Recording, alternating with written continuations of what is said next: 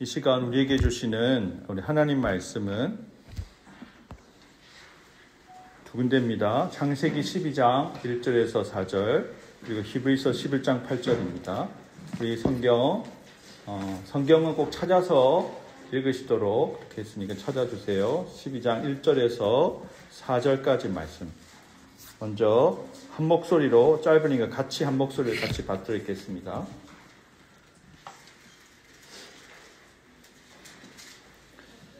12장 1절에서 4절 다 찾으셨으면 얼굴을 잠깐 들어주세요. 그래서 찾았다는 표시를 해주세요. 못 찾은 분은 계속 찾으시고 기다리겠습니다. 희재도 찾았네요. 같이 읽겠습니다. 여호와께서 아브라함에게 이르시되 너는 너의 고향과 친척과 아버지의 집을 떠나 내가 내게 보여줄 땅으로 가라. 내가 너로 큰 민족을 이루고 내게 복을 주어 내 이름을 창대하게 하리니 너는 복이 될지라. 너를 축복하는 자에게는 내가 복을 내리고 너를 저주하는 자에게는 내가 저주하리니 땅의 모든 족속이 너로 말미암아 복을 얻을 것이라 하신지라. 이에 아브라함이 여호와의 말씀을 따라갔고 롯도 그와 함께 갔으며 아브라함이 하란을 떠날 때 75세였더라. 아멘. 그 다음에 신약성경 히브리서 11장 8절.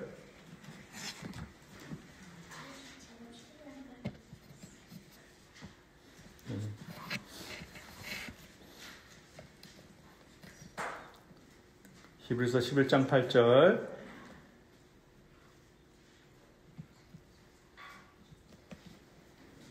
네, 같이 읽겠습니다. 한 목소리로 시작. 믿음으로 아브라함은 부르심을 받았을 때 순종하여 장래의 유업으로 받을 땅에 나아갈새 갈 바를 알지 못하고 나아갔으며. 아멘. 여러분 한 주간 하나님과 동행하는 삶을 살려고 노력하셨습니까? 네. 때로는 평생 우리가 훈련하고 연습해야 되는 것이 하나님과 동행하는 삶이죠. 우리가 하나님과 동행한 성경의 인물들을 계속 살펴보면서 우리가 어떻게 하나님과 동행하는 삶을 살 수 있을지 같이 훈련하고 적용했으면 하는데요. 에녹은 어떻게 하나님과 동행했었죠? 복습입니다. 에녹이 믿음을 가지고 있었잖아요. 하나님을 기쁘시게 하는 믿음을 가지고 있었는데 첫 번째는 에녹이 가진 믿음은 하나님이 계신 것과 우리와 함께 하시는, 현존하시는, 언제나 하나님이 우리와 함께 하신다는 사실을 꼭 기억할 필요가 있죠. 우리가 때로는 하나님을 잊어버려도 하나님은 우리를 잊어버리지 않으신다. 아멘? 네. 그 믿음이 있었기 때문에 하나님을 기쁘시게 했던 거고, 또 하나님이 자기를 찾는 자에게 뭘 주시는 분이라고요? 상 주시는 분이라고 했습니다. 상 주시는 분. 네. 상 주시는 분임을 믿었기 때문에 하나님이 누군가가 우리를 믿어주고 기대해주면은 힘이 나잖아요. 그래서 어머니들이 잘하는 게 그거 같더라고요. 자녀들에 대해서 계속 믿어주는 거예요. 너는 똑똑해, 잘할 수 있을 거야. 네. 아버지들은 조금 더 현실적이죠. 영호 형제 그런가요? 저도 좀 그런 것 같아요. 그래서 미래를 더 기대해주고 믿어주고 하는 것들을 하나님이 누구보다 잘 하시죠. 노아는 어떻게 하나님과 동행하는 삶을 살았나요? 네. 노아는 그 시대의 큰 위기 속에서 하나님의 일에 하나님이 보이지 않는 일에 경고하심을 받아 하나님을 경외함으로 방주를 만들었다고 했습니다. 거의 100년에 가까운 세월 동안 사람들이 손가락질하는데 아랑곳하지 않고 묵묵히 하나님의 일을 이루기 위해서 순종했던 것이 노아의 모습이었죠. 근데 오늘 아브라함은 또 어떤 면에서 하나님과 동행하는 삶이 어떻게 시작되는가? 에녹과 노아는 오랜 세월을 하나님과 동행하는 삶으로 묘사가 됐는데요. 아브라함은 좀 더 자세하게 아브라함이 어떻게 하나님과 동행하는 삶을 살기 시작했는가 하는 것을 우리가 성경의 기록을 통해서 볼 수가 있습니다. 하나님과 동행하는 아브라함의 이야기는 어떻게 시작됐는가 오늘 우리 읽은 말씀인데요. 하나님이 아브라함에게 먼저 말씀하셨다는 거예요. 하나님은 하나님의 이야기를 역사를 만들어 가는데 파트너를 찾기를 원하신다는 거예요. 여러분들 뭘 할 때 혼자 잘하는 분이 계신가요? 혼자 잘하는 사람도 있지만 저는 누군가 같이 할 사람이 있으면 좋겠어요. 제 이름이 서로 상자에 진실로 윤자거든요. 그래서 저는 원래 그 상은 이름에 들어가는 상자는 제 상으로 그렇게 풀지만 저는 서로라고 풀어요. 그래서 저도 누군가 제 삶에 저를 돕는 사람, 함께하는 사람이 있었기 때문에 가능하고 지금은 그 동행교회 교우들이 계시기 때문에 믿음의 여정을 목사로서 삶을 계속 살아나갈 수가 있잖아요. 근데 우리가 하나님이 아브라함을 부르셔가지고 하나님과 동행하는 삶이 시작됐는데 우리가 이 성경에서 기억해야 될 내용이 뭔가 있냐면요. 오늘 아브라함이 창세기 12장 1절에서 아브라함을 부르신 게 처음이 아니었다는 거예요. 처음이 아니었어요. 처음에 하나님이 아브라함을 언제 불렀어요? 어디에서 불렀어요?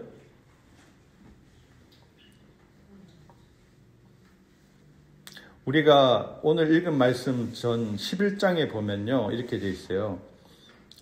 현재 이 말씀을 어디서 하셨나 하면 데라가 그의 아들 아브라함과 하란의 아들인 그의 손자 롯과 그의 며느리 아브라함의 아내 사레를 데리고 갈대아인의 우르를 떠나 가나안 땅으로 가고자 하더니 하란에 이르러 거기 거류하였으며 데라는 나이가 205세가 되어 하란에서 죽었더라. 지금 하란에서 하나님이 아브라함에게 말씀하신 건데요. 이 아브라함의 가족은 어디서 원래 살았느냐? 갈대아 우르에서. 지도 한번 보여주실래요? 지도.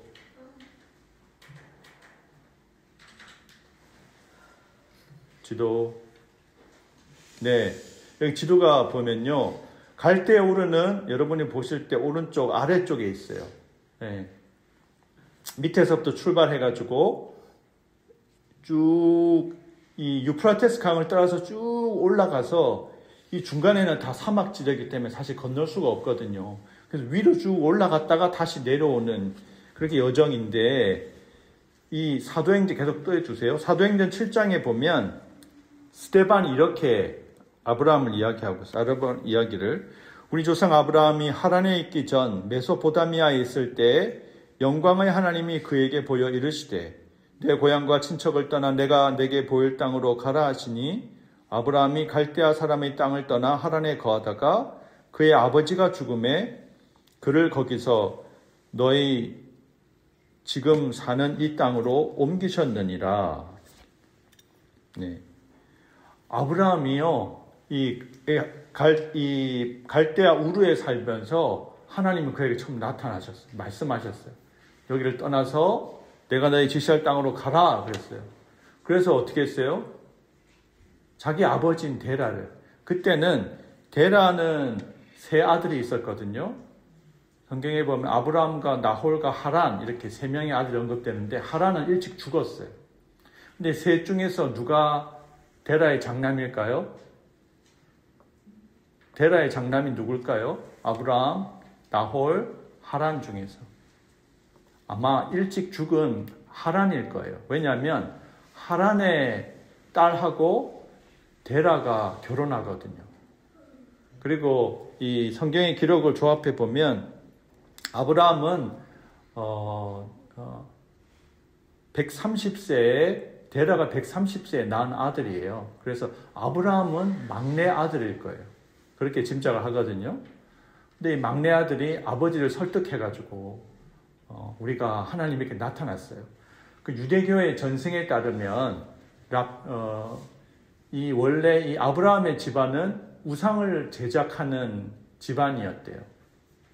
근데 그거를 다 놓고 고향을 떠나자고 설득을 해서 출발을 했는데 문제는 이 긴 여정을 우르에서 하란까지가 거의 1000km 되거든요. 1000km 가다가 원래는 이게 하란은 원래 통상로로 가는 길로 가면 이 유프라테스 강을 따라서 가다가 이렇게 일로 알레포로 넘어가야 되는데 중간에 하란으로 빠져서 올라간 거예요. 한 100km 정도 더 북쪽으로 더 올라갔어요. 그래서 무슨 일이 있었는지 알 수 없지만 원래 가나안 땅으로 이 약속의 땅으로 가려면 다메섹 밑으로 내려와서 세겜 땅이 최초로 약속의 땅으로 들어가는 곳인데 그리 가야 되는데 그리 안 가고 하란으로 더 올라가 버린 거예요. 무슨 일이 있었을까요? 데라가 가다가 변심했을 것 같아요. 이거는 성경에 나오지는 않지만 짐작해 보세요. 원래 가는 여정으로 가나안 땅 가려면 이 유프라테스 가다가 알레포 이렇게 뭐 하마스로 내려와서 이 밑으로 가야 되는데 위로 또 100km 더 올라간 거예요. 우리도 살다 보면 삼천포로 빠질 때가 있잖아요. 처음엔 좋게 마음 먹었는데 중간에 다른 길로 간단 말이에요.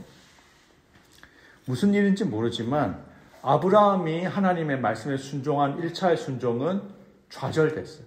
그래서 하란 땅에서 한동안, 하란 땅은 교통이 나름 이렇게 문화가 발달한 곳이었기 때문에 거기 머물러서 살고 있었어요. 아브라함도 변명이 있죠.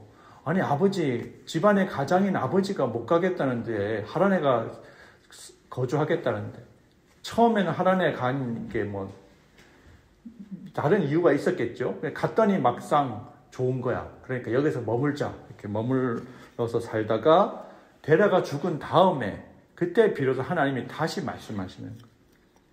우리가 신앙생활 하면서 하나님께 이렇게 순종하겠다고 마음 먹었다가 다시 그것을 대로 제대로 못하고 주저앉는 경우들이 있어요.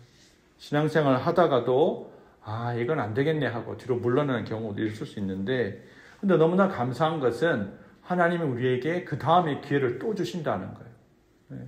실제로 하나님이 우리를 하나님 원하신 데 이끌기까지 하나님은 한 번만 말씀하시지 않고요. 여러 번 기회를 주세요.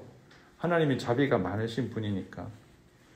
그래서 멈추어서 믿음의 여정이 다시 시작되는 것이 오늘 창세기 12장 1절이라는 거예요. 그래서 하나님이 아브라함에게 이제 뭐라고 말씀하세요? 너의 본토 친척 아비 집을 떠나라. 하나님이 우리가 믿음의 여정을 떠나는 데 있어서 하나님과 동행하는 삶의 시작은 익숙한 것들로부터 결별하는 데서 비롯됩니다. 익숙한 것. 여러분한테 어떤 게 익숙할까요? 그의 고향을 떠나는 건 어떤 걸까요? 익숙한 문화와 환경을 떠나는 거예요. 사실 다 우리 여기 계신 분들이 다 지금 익숙한 곳에 다 떠나서 여기서 왔잖아요. 자발적으로든 타의에 의해서건 익숙하지 않은 곳에 왔어요. 안산 이곳은 우리 익숙하지 않은 곳이죠. 우리는 근데요 살다 보면 이곳이 좋사오니 그런 마음을 갖게 되기 쉽거든요. 저도 그랬어요. 이전 교회에서 위임 목사까지 받았으니까 여기가 내가 은퇴할 곳이다. 이제 안정적인 삶의 여건이 마련되었다. 이렇게 생각을 했는데 하나님의 뜻은 그게 아니었어요. 그러니까 타협하고 타성에 젖을 수 있는 것을 하나님은 끊임없이 믿음의 삶으로 이끌어가는 거예요. 우리가 편안하게 안주하는 것을 하나님은 그냥 내버려 두지 않으시는 것 같아요. 하나님이 좀 고약한가요?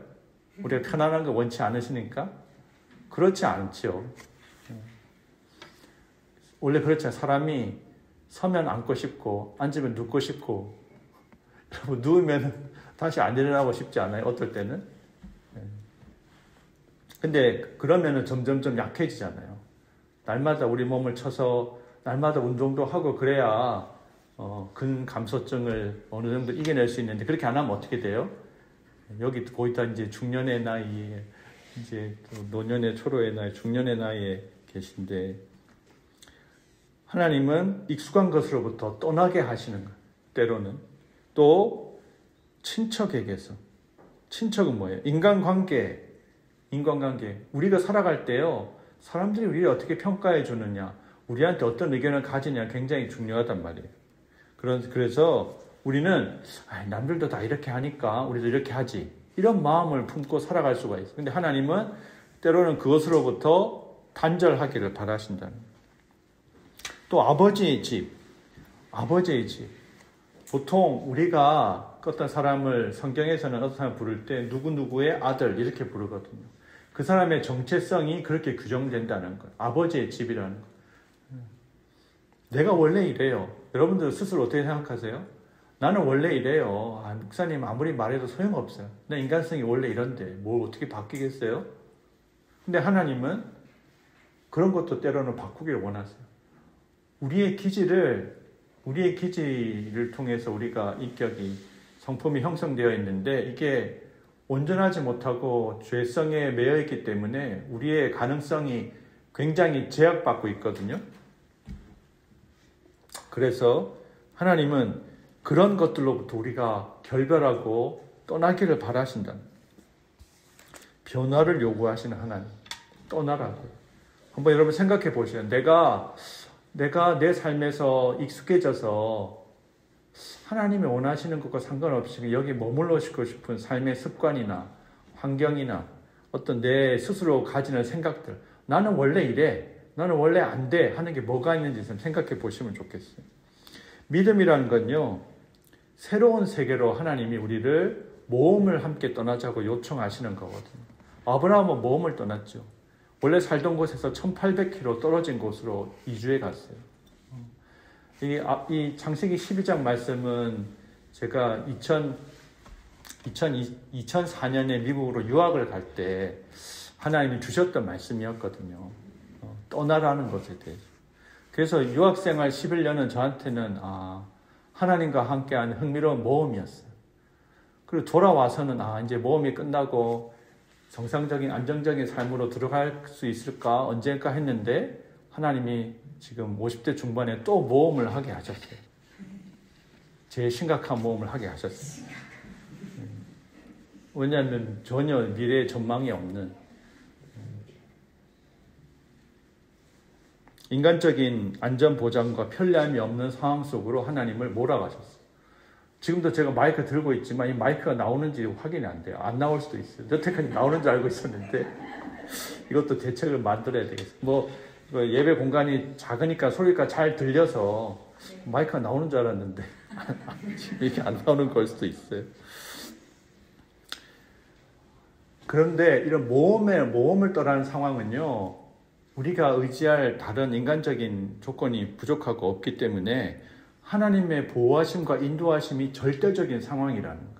근데 그게 믿음의 여정이라는 거예요. 그리고 이런 하나님이 우리를 부르시는 곳은 하나님의 약속의 땅은 하나님의 일을 볼 수 있는 그런 삶의 지평이 펼쳐지는 곳이에요. 아브라함의 삶이 그러했거든요. 하나님과 동행하는 삶은 믿음의 모험을 떠나는 삶이라는 거죠. 근데 하나님이 아브라함을 그렇게 부르실 때 하나님에게는 계획이 있고 목적이 있었어요. 단지 생소한 곳에 가서 고생하게 하는 게 하나님의 뜻이 아니고 하나님의 뜻이 2절 3절에 나오는데 같이 한번 다시 읽어볼까요? 시작. 내가 너로 큰 민족을 이루고 내게 복을 주어 내 이름을 창대하게 하리니 너는 복이 될지라. 너를 축복하는 자에게는 내가 복을 내리고 너를 저주하는 자에게는 내가 저주하리니 땅의 모든 족속이 너로 말미암아 복을 얻을 것이라 하신지라. 아멘. 하나님의 계획이 있어요. 이 계획이 뭐예요? 복을 확산하게 하는 게 하나님의 계획. 하나님 인간 만드셨을 때 처음에 인간한테 말씀하실 때 뭐라고 그러냐면 복 주시며 가라사대, 복 주시며 이르시되 그랬거든요. 하나님이 인간을 만드신 건 하나님의 복이 인간을 통해서 하나님의 복을 누리고 그 복이 세상에 전해지기 위한 그것이 하나님의 계획이었다는 것. 첫 번째가 보면 큰 민족을 이루게 하겠다. 하나님의 계획은 큰 민족을 이루게 하겠다는 거고. 아브라함의 삶은요, 어떻게 보면 그가 평생 175년을 살았는데 힘들고 어렵고 이 땅에서 약속의 성취를 다 보지 못한 삶이었을 수도 있어요. 인간적으로 보면. 근데요, 그의 후손을 통해서 이스라엘이라는 민족이 만들어졌다는 거예요. 그의 아브라함의 손자인 야곱의 12아들들이 이스라엘 12지파가 됐다는 거예요. 근데 이스라엘 민족으로만 끝난 게 아니에요. 하나님의 계획은 신약 시대에 가서 영적인 이스라엘인 교회를 이 땅에 이루셔가지고 이 땅에서 하나님 나라가 확산되는, 하나님 나라가 이루어지는데 그 출발점에 아브라함을 두셨다는 거예요. 여기서 자기 집에서 1대 신앙의 마음 손들어 보세요. 우리 집에서 내가 처음 믿는 사람이다. 부모님은 안 믿는데 내가 처음 믿는다. 네, 두 분. 여기 정숙자매 들어요. 어머니 믿으셨구나. 네, 하여튼 그렇군요. 네, 아브라함 신앙, 1대 신앙은요, 이렇게 하나님이 특별히 훈련시키고 특별히 하나님이 복을 주기를 원하시는 계획을 가지고 있다는 거예요. 큰 민족을 이루려면 어떻게 해야 돼요? 복을 주시는데, 아브라함의 생애를 보면 실제로 하나님이 어떻게 그를 복 주셨는가, 그 말씀이 성취가 되는가를 우리가 다 확인할 수 있습니다. 그리고 이름을 창대하게 하겠다. 이름을 창대하게 한다는 건 나중에 다윗 왕에게 주는 표현이에요. 이름이 높아지는 것. 나중에. 그래서 창세기 17장에 보면 내가 너로 심히 번성하게 하리니 내가 내게서 민족들이 나게 하며 왕들이 내게로부터 나오리라. 아브라함에게 여러분들 유명해지고 싶으신가요? 네. 아까 우리가 찬양도 불렀지만 세상에서 유명해지는 것을 하나님이 계획하지 않으셨을 수도 있어요. 아직은 모르죠. 우리 죽을 때까지 장례식 때 가보면 알아요. 제일 중요한 건 우리 장례식 때 어떠한가죠. 어떤 사람들이 와서 어떻게 우리를 기억하는가죠. 우리가 일시적으로 잘 나갈 때 우리를 기억하는 거는요, 사실 덧없어요. 궁극적으로는 우리 삶은 이 땅에서 사람들의 평가로 끝나는 게, 역사적 평가로 끝나는 게 아니고요, 하나님 앞에서 우리의 삶이 다 평가받거든요. 그때 우리가 어떤 이름으로 칭함을 받을 것인가 하는 것이 중요하다는 거죠. 하나님은 이 땅에 하나님의 복을 확산하기 위해서 이 말씀에 중요한 것은, 이 2절 말씀의 마지막이 뭐예요? 너는 뭐가 되라고요? 따라해 보세요. 네, 너는 복이 될지라. 네, 우리가 복이 된다는 거예요. 그래서 하나님의 하실 일들에 대해서 우리가 해야 될 몫이 있는데 우리가 바로 복이 되는 거예요. 복이 되는, 우리가 보통 세상에서는 야, 복 받았다 하잖아요. 네, 복 받았다는 이야기 많이 하죠. 어떨 때 복 받았어요? 예를 들면 남편이 아내 덕을 보는 거예요. 아내가 너무 생활할 때 뛰어나고 그러면서도 무능한 남편을 잘 섬겨. 그러면 어떻게 말해요? 이 남편은 아내 복이 있다고 표현하잖아요. 네. 영훈 형제 복 받았죠? 네. 하나님이 사랑하시는 남자들한테는요, 아내 복을 주세요. 저도 아내 복을 받은 사람이잖아요. 근데 생각해보면 세상적으로는 그러면 아내 복을 복이 되는 사람은 어떻게 인생이 공고하고 힘든 거예요. 야, 저 사람은 아내 잘 둬가지고 저렇다. 아내 남편 잘 둬서 저렇다. 이렇게 말할 수 있는데, 근데 그 본인 입장에서는 안 그럴 수 있거든요. 근데 성경적으로는 복을 받는 것보다 더 중요한 건 복이 되는 거라는 거예요. 복이 되는 거. 나 때문에 누가 어떤 유익을 받나. 내가 남편이고, 내가 아내고, 내가 목사고, 내가 교인이기 때문에 누가 이익을 얻고 유익을 얻는가. 그래서 그리스도인은 복을 받으려고만 하지 말고 복이 돼야 된다는 거예요. 나 때문에 내가 존재해서 다른 사람이 유익이 있어야 된다는 거예요. 자업분들에게 인사하겠습니다. 우리 복이 됩시다. 그리고 한 번 더 인사하겠습니다. 복이 되시네요. 이렇게 인사하겠습니다. 우리가 그 믿음이 있어야 돼요. 하나님이 우리를 동행교회로 부르신 건 우리가 서로가 서로에게 복이 될 뿐만 아니라 동행교회가 존재해서 동행교회 교인들을 만나는 사람들에게, 동행교회가 위치한 지역에 복이 되기 때문에. 그래서 이것이 단지 하나님의 계획은 모든 족속 가운데 우리가 복이 되게 하는 거예요. 근데 그 3절 말씀에 보면 하나님의 표현이 하셨잖아요. 진짜 신나잖아요. 너를 복주는 자를 내가 복내리고 너에게 저주하는 자를 내가 저주하겠다. 하나님 완전히 내 편이라는 소리잖아요. 얼마나 좋아요. 하나님의 택함을 받고 하나님의 말씀에 순종해 살아가는 사람들에게는 하나님 이걸 보장하신다는 거예요. 비행기 타고 갈 때, 아니 비행기 아니다 버스 타고 갈 때 그렇게 생각하셔도 돼요. 하나님이 나 때문에 이 버스를 지켜주시는 겁니다. 이렇게 생각하셔도 된다는 거예요. 비행기를 타고 갈 때도 비행기가 추락하지 않는 건 내가 이 땅에서 아직까지 감당할 사역이 있기 때문이다.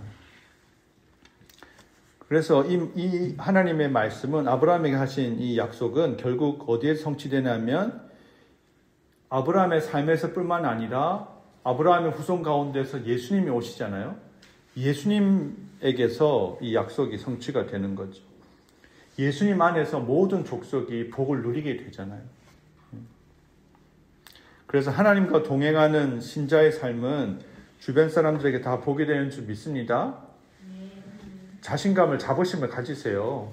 네. 세상 사람들이 보는 관점과 달리 우리 그리스도인으로서 하나님과 동행하며 믿음의 삶을 살아가는 여러분들은 세상에 복이 된다는, 가정에 복이 되고 또 이웃에게 복이 되고 직장이나 또 이 사회에서 복이 된다는 거죠. 아브라함의 삶을 보면 그렇거든요. 우리가 아브라함의 삶을 다 다루지는 않겠지만 이 다음에 아브라함이 가나안 땅으로 내려갔다가 이 애굽 바로의 집에 갔을 때 하나님이 아브라함 때문에 애굽 바로의 집에 재앙을 내려요. 왜 그랬을까요? 왜 그랬죠? 바로가 무슨 짓을 했어요? 사라를 자기 여자로 취하려고 했단 말이에요. 그러니까 하나님이 택한 아브라함과 사라를 통해서 하나님이 약속의 자손들 주려고 계획이 되어 있는데 그거를 회방하는 거예요. 그럼 어떻게 해요? 하나님이 바로의 집안에 재앙을 내려가지고 바로가 두 손 두 발 바짝 들고 오히려 이 아브라함에게 사과하고 선물을 많이 줘가지고 보내게 하는 일들 하게 하시잖아요. 아브라함이 부를 처음으로 축적한 계기가 되는 거거든요. 그리고 아브라함은 그 옆에 누가 있어요? 롯이 있었잖아요. 롯의 가족. 롯의 가족도 아브라함 때문에 사실 어떻게 보면 멸망할 수 있는 상황에서 나중에 구원을 얻잖아요. 어떻게 됐죠? 소돔성으로 롯이 가서 살았거든. 근데 소돔성 하나님 멸망하려고 하는데 아브라함의 중보기도 때문에 롯의 가정이 살 수가 있었잖아요. 물론 사위들은 말을 안 들었기 때문에 멸망을 당했지만 그 딸들 얻었죠. 그리고 이 아브라함이 있었기 때문에요. 아브라함이 가나안의 왕들을 이 동방 왕들과 전쟁을 했을 때 그 전쟁에서 아브라함이 가나안 왕들의 패전한 가족들을 다 구출해내는 그런 놀라운 일도 있고요. 또 하나님이 창세기 20장에 보면 하나님이 미리 다 아브라함의 삶을 위해서 미리 다 환경을 만들어 놓으세요. 이 아비멜렉 가문에서 똑같이 아비멜렉도 사라를 취하려고 그랬을 때 하나님이 막으셨거든요. 그러면서 아브라함이 널 위해서 기도하게 해라. 아브라함이 기도해서 어떤 일이 있었냐면 그 아비멜렉과 그 집안의 모든 여성들의 태가 불임이 해결됐어요. 애가 다 생긴 거예요. 그래서 이렇게 말해요. 아브라함이 하나님께 기도하며 하나님이 아비멜렉과 그의 아내 여종을 치료하사 출산하게 하셨으니 여호와께서 이왕에 아브라함의 아내 사라의 일로 아비멜렉의 집의 모든 태를 닫으셨음이더라. 하나님이 때로는 하나님의 사람에게 복 주려고요. 다른 사람들의 삶의 환경도 이렇게 만들어 가신다는 거예요. 예수 믿는다는 게 대단한 거죠. 네. 아브라함이 여호와의 말씀을 그래서 아브라함이 하나님의 이런 약속의 말씀에 순종하는 삶을 살았어요. 여호와의 말씀을 따라갔어요. 근데 여호와의 말씀을 따라갔는데 우리가 기억해야 될 건 여기에 히브리서 11장 8절에 이렇게 말하고 있어요. 믿음으로 아브라함은 부르심을 받았을 때 순종하여 장래의 유업으로 받을 땅에 나아갈새 갈 바를 알지 못하고 나아갔으며. 이게 우리에게 아브라함의 삶에서 놀라운 부분이에요. 여러분들 여기 동행교회 올 때 어떻게 왔어요? 주소지가 있잖아요. 주소지. 그쵸? 네, 어디로 가는지 목적지가 있어요. 구체적으로 그게 없으면 여기 어떻게 찾아오겠어요? 그냥 만약에 안산시 상록구 일동으로 와라. 안산시로 와라. 이러면 어떻게 찾아오겠어요? 하나님의 인도하심은 한 번에 끝까지 다 주는 게 아니고요. 조금씩 이렇게 인도해 가시는 거예요. 요만큼 순종하면 그 다음 단계를 보여주시지 끝까지 보여주시진 않아요. 끝까지. 그리고 때는 우리가 답답할 수 있죠. 믿음의 여정은 반드시 불확실성을 내포하고 있습니다. 하나님을 우리가 확실하게 믿을 수 있는 분임에도 불구하고 하나님의 인도하심을 따른다는 것, 믿음의 여정은 불확실성을 내포하고 있어요. 동행교회의 미래가 어떻게 될까요? 하나님만 아시겠죠. 우리는 몰라요. 어떻게 될지에 대해서. 그렇지만 우리가 아는 건 뭐가 있어요? 하나님이 동행교회를 통해서 여기 동행교회 참여하는 모든 사람들, 저와 여러분에게 이루실 뜻이 있다는 거예요. 가다가 어느 선에서 멈출 수도 있죠. 그렇지만 하나님이 어떻게 인도하실지 멈추든 동행교회가 잘 돼가지고 나중에 자립하게 되든 그걸 참여하는 사람들이 하나님의 일들을 경험하게 될 거라는 걸 우리가 믿어 의심치 않아야 된다는 거죠. 아브라함은 사람을 따르지 않고 말씀을 따라갔습니다. 믿음은 모험이에요. 에릭 리들에 한번 띄워주세요. 이 사람이 누군지 아세요? 두 번째 사람? 네, 저 사람, 왼쪽 사람. 에릭 리들 들어보신 적 있어요? 아, 그렇군요. 에릭 리들은 1924년 파리 올림픽에 이 사람은 중국 선교사로 중국에서 생을 달리했어요. 1945년에 순교했는데요. 1924년에 이 에릭 리들은 스코틀랜드의 그러니까 영국의 육상 선수였어요. 근데 이 사람의 주 종목이 100m인데 이 사람이 어땠냐면 스코틀랜드 그 당시에 장로교인 믿음이 독실해서요. 그때 100m 예선이 주일에 열린 거예요. 그래서 이 사람이 어떻게 했느냐? 나는 주일에는 못 뛴다. 올림픽 대표로 나가가지고 일정이 나오니 자기는 못 뛴다고 그런 거예요. 얼마나 황당해. 이거 나가면은 이 사람 100m, 기록으로는 100m 금메달 딸 수 있는데. 어떻게 된 줄 아세요? 이 사람 대신에 헤롤드 아브람스라는 사람이 대신 100m에 출전을 해요. 그리고 이 사람은 대신에 400m, 자기 주종목이 아닌 400m에 나가기로 하는 거예요. 그리고 이 사람은 영국 황태자까지 막 설득했는데 리들은 까딱 안 했고 뭐라고 말했냐면 하나님을 먼저 택하면 하나님께서 나를 영광스럽게 하실 것입니다. 그리고 그 경기가 열리는 날에 이 사람은요, 파리에 있는 스코틀랜드 교회에 가서 설교했대요.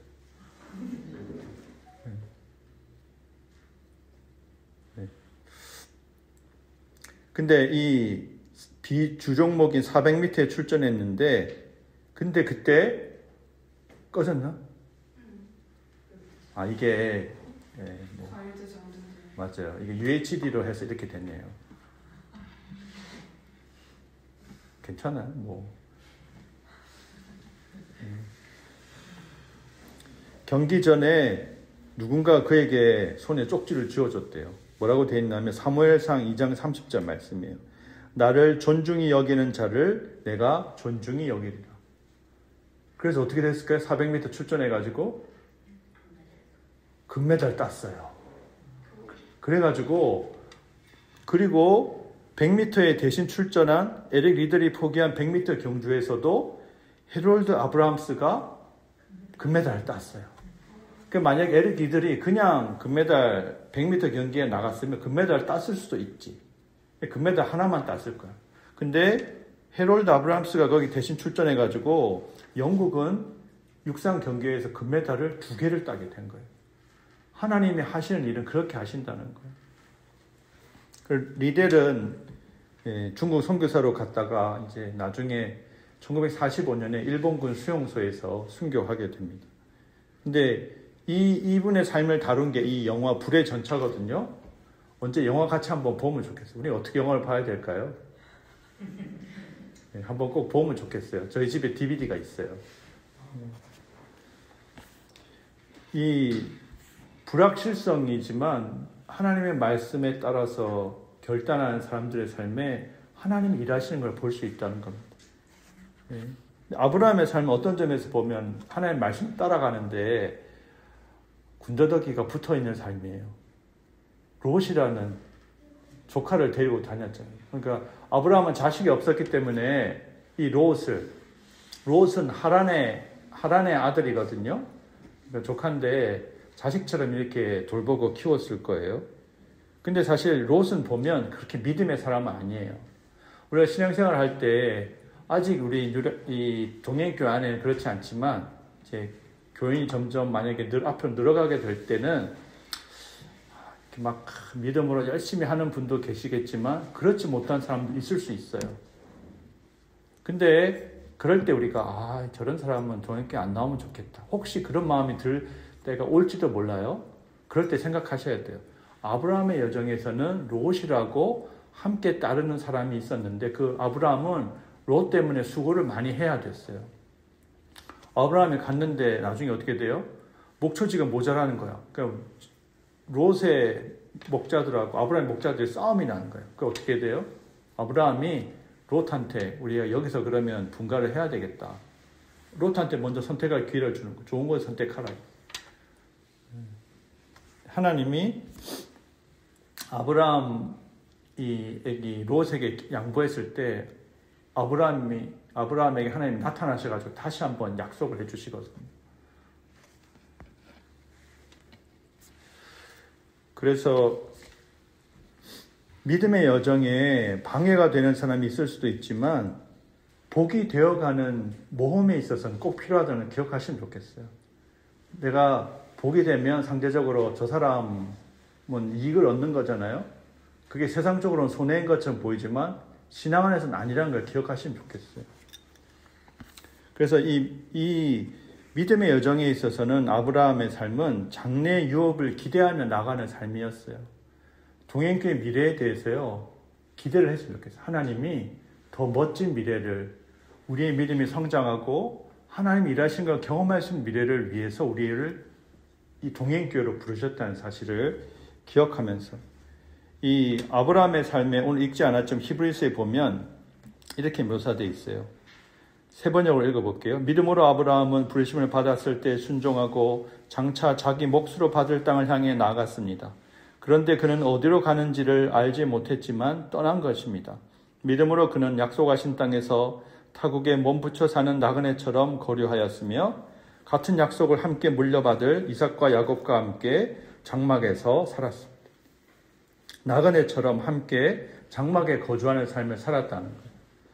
요즘으로 치자면 전월세에 거주하며 주변인으로 살았다는 거예요. 자가로 사시는 분도 있지만 아직 전월세로 사시는 분도 있죠.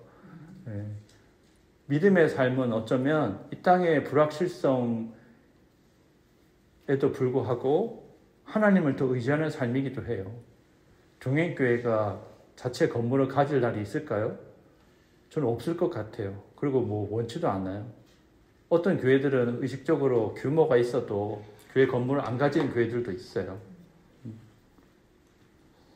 근데 하나님이 어떻게 인도하실지 모르지만 이게 교회가 재산을 많이 가지고 이렇게 있으면요 문제가 많이 생기더라고요. 그래서 우리는 그런 점에서는 하나님만 더 의지하기 좋은 상황인데 오늘 아브라함의 삶을 보면서 우리가 하나님께서 우리에게 믿음의 삶을 떠나는데 결별하게 원하는 게 뭐가 있을까? 내가 당연하게 여기고 익숙한 것들로부터 어떻게 결별해야 될 것일까? 또 하나님의 부르심에 순종할 때 우리가 복이 된다는 사실을 여러분 꼭 기억하시면 좋겠습니다. 그래서 하나님의 말씀에 따라서 불확실성과 두려움에도 불구하고 꿋꿋이 하나님이 허락하실 미래의 소망을 기대하며 함께 믿음의 여정을 나아가는 저와 여러분 되기를 주님의 이름으로 축복합니다. 이 시간에